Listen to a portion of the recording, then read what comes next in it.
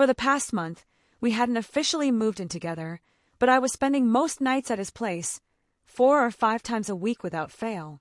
We were already having serious talks about me moving in permanently, and it was supposed to happen soon.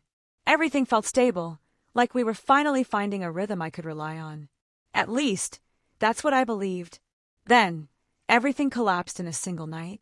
Around 2 a.m., I was asleep in his bed when my phone buzzed. I didn't notice, but he was still awake and picked it up.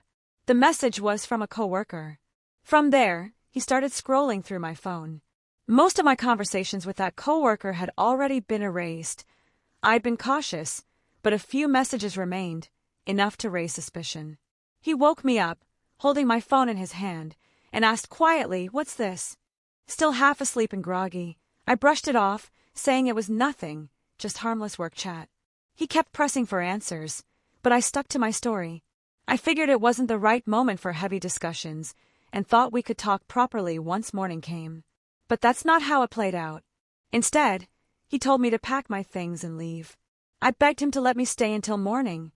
I had work in just a few hours, and I needed rest, but he refused. By 3 a.m., I was rushing to gather my belongings, still in the clothes I'd worn all day. He wouldn't even let me change. The humiliation burned. I ended up calling in sick to work because I couldn't face anyone after that. Now I'm back at my own place, still in shock at how quickly everything fell apart. I kept telling myself he was overreacting, that the texts were meaningless, just foolish conversations. I thought maybe if I gave him some space, I could reach out later and we'd talk things through calmly like adults. But deep down, I knew that wasn't the whole truth. 2 months earlier, I had started getting close to a coworker. We weren't on the same team, but we crossed paths often.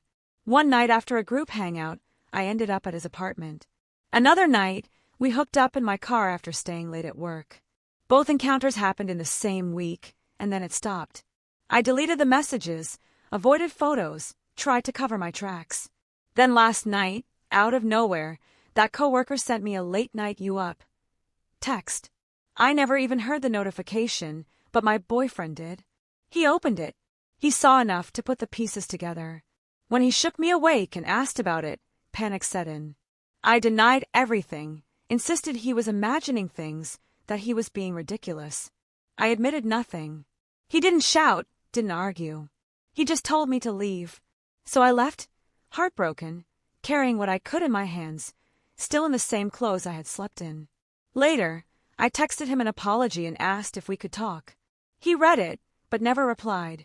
A whole day went by in silence. The weight of it crushed me. I blocked the coworker, told him it was over, cut off all contact. Now, just seeing him at work makes my stomach turn. Part of me wants to quit altogether. I can't stand the thought of my boyfriend imagining I'm still around him. We had been serious. He had hinted at us moving in, even joked about rings. I thought he was only teasing, but now I wonder if he was already planning something real. Maybe he had even bought a ring. I'll never know. This morning, I woke up to a message from him. It was screenshots, along with the words, "Am I still hallucinating?" Before I could respond, I realized I'd been blocked. At some point, he had spoken directly to the coworker who told him everything.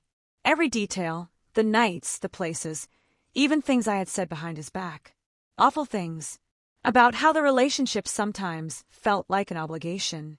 About how I was just going through the motions until life felt more balanced.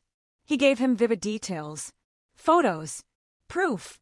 And yes, some of those words were mine, careless things I'd said in weak moments. I kept hoping there would be a chance to explain, that maybe once the shock wore off, he'd want to talk. Not to magically fix everything, but at least to have a conversation. But this time feels final. This isn't space, it's a wall. All I can think about now is what I've lost. The late-night talks, the shared plans, the possibility of a future together. It's a grief unlike any other, mourning something that was partly imagined, but also painfully real. Getting thrown out in the middle of the night without even a chance to collect myself is something I'll never forget. Maybe people will say I deserved it, and maybe they're right. But knowing that doesn't make it less devastating. I was invested. I cared. And now all I'm left with is an empty space where he used to be. So, I'll keep moving forward because there's no other choice.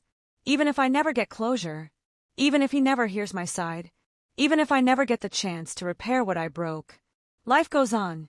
But the way it ended, and the way I felt walking away that night, will stay with me forever.